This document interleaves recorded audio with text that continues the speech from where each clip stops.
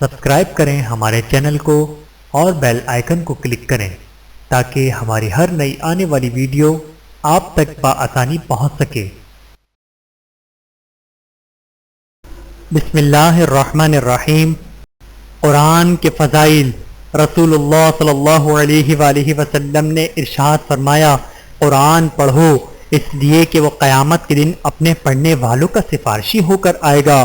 بحوالہ صحیح مسلم، حدیث نمبر 1874۔ رسول اللہ صلی اللہ علیہ وآلہ وسلم نے ارشاد فرمایا، جس نے دن میں 100 بار کہا سبحان اللہ و بحمدہ، اللہ کی تعریف اور اسی کی پاکی ہے، اس کے گناہ معاف کر دیے جاتے ہیں، خواہ سمندر کی جھاگ کے برابر ہی کیوں نہ ہو۔ بحوالہ صحیح بخاری، حدیث نمبر 6405۔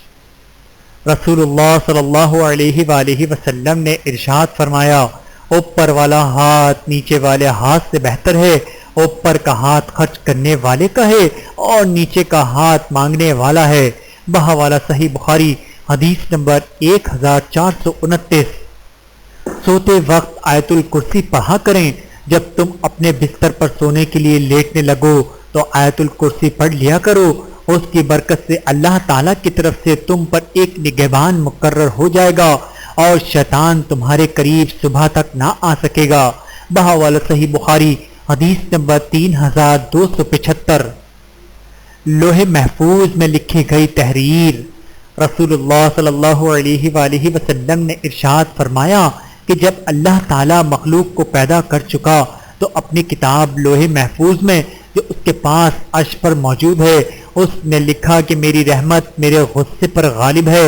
بحوالہ صحیح بخاری، حدیث نمبر 3194۔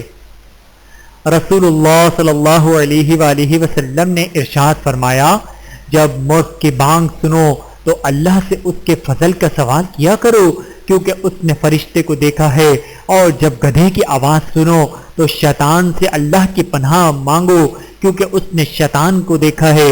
بحوالہ صحیح بخاری، حدیث نمبر 3303۔ رسول اللہ صلی اللہ علیہ وآلہ وسلم نے ارشاد فرمایا، 2 آدمیوں کا کھانا 3 کے لیے کافی ہے اور 3 کا 4 کے لیے کافی ہے۔ بحوالہ صحیح بخاری، حدیث نمبر 5392۔ رسول اللہ صلی اللہ علیہ وآلہ وسلم نے ارشاد فرمایا، وہ بدترین آدمی ہے جسے لوگ اس کی بد کلامی کی وجہ سے چھوڑ دیں۔ بحوالہ صحیح بخاری، حدیث نمبر 6054۔ ایک شخص نے نبی کریم صلی اللہ علیہ وآلہ وسلم سے عرض کیا کہ مجھے آپ صلی اللہ علیہ وآلہ وسلم کوئی نصیحت فرما دیجئے۔ رسول اللہ صلی اللہ علیہ وآلہ وسلم نے ارشاد فرمایا کہ غصہ نہ ہوا کر۔ انہوں نے کئی مرتبہ یہ سوال کیا اور نبی کریم صلی اللہ علیہ وآلہ وسلم نے فرمایا کہ غصہ نہ ہوا کر۔ بحوالہ صحیح بخاری، حدیث نمبر 6116۔ تجسس کرنا اور ٹھو لگانا منع ہے۔ رسول اللہ صلی اللہ علیہ وآلہ وسلم نے ارشاد فرمایا، اگر تم لوگوں کی پوشیدہ باتوں کے پیچھے پڑو گے تو تم ان میں بگاڑ پیدا کر دو گے یا قریب ہے کہ ان میں اور بگاڑ پیدا کر دو۔ بحوالہ سنن ابی داود، حدیث نمبر 4888۔ احتیاط اور اجتناب کرنے والے 3 کام۔ رسول اللہ صلی اللہ علیہ وآلہ وسلم نے ارشاد فرمایا، اللہ تعالیٰ تمہارے لیے 3 باتیں پسند نہیں کرتا، بلا وجہ کی گپ شپ، فضول خرچی اور لوگوں سے بہت مانگنا۔ بحوالہ صحیح بخاری، حدیث نمبر 1477۔ صحیح مسلم، حدیث نمبر 4485۔ نوافل کی ادائیگی رب کے قرب کا ذریعہ۔ رسول اللہ صلی اللہ علیہ وآلہ وسلم نے فرمایا کہ اللہ تعالیٰ فرماتا ہے، میرا بندہ فرض ادا کرنے کے بعد نفل عبادتیں کر کے مجھ سے اتنا نزدیک ہو جاتا ہے کہ میں اس سے محبت کرنے لگ جاتا ہوں۔ بحوالہ صحیح بخاری، حدیث نمبر 6502۔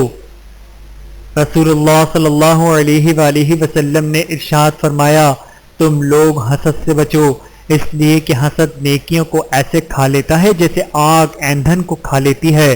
بحوالہ سنن ابی داود، حدیث نمبر 4903۔ اللہ تعالی ہم سب کو عمل کرنے کی توفیق عطا فرمائے، آمین ثم آمین۔ ویڈیو دیکھنے کا بہت شکریہ۔ مزید ویڈیوز دیکھنے کے لیے ہمارے چینل کو سبسکرائب کریں۔ اگر ویڈیو پسند آئے تو لائک کریں۔ اچھی بات کو دوسروں تک پہنچانا صدقہ جاریہ ہے۔ جزاکم اللہ خیرا کثیرا۔